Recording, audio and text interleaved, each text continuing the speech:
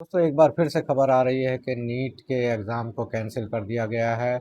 और जब पता चला कि ये पर्चा पहले से ही लीक था, इसके बाद में इसको लीक किया गया है। दरअसल ये कोई पहली घटना नहीं है, कोई आखिरी घटना नहीं है।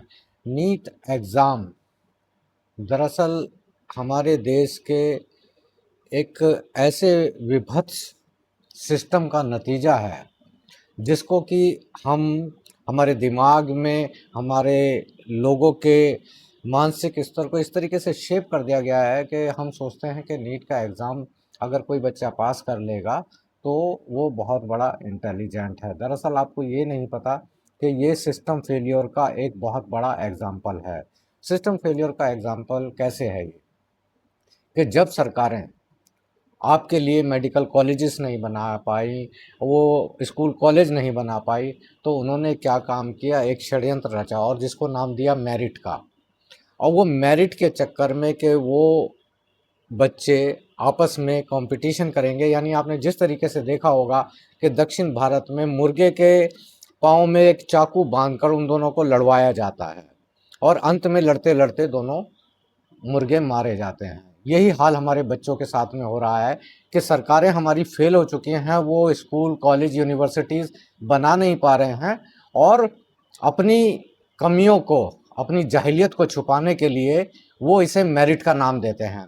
आप खुद सोचिए कि एक बच्चा, चलिए नीट में 95% वाले बच्चे को एडमिशन मिल जाएगा, तो क्या 90% वाला बच्चा डॉक्टर नहीं बन सकता?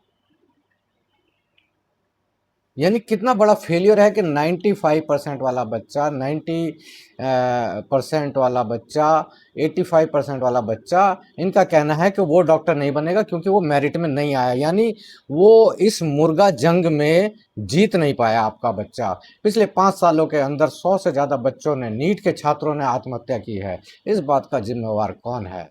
ये क्या इनके माँ बाप, या इनके ये ट्यूशन सेंटर, कोचिंग सेंटर, या ये सिस्टम? अपनी कमियों को दूसरों के ऊपर थोपना इस सिस्टम को अच्छे तरीके से आता है।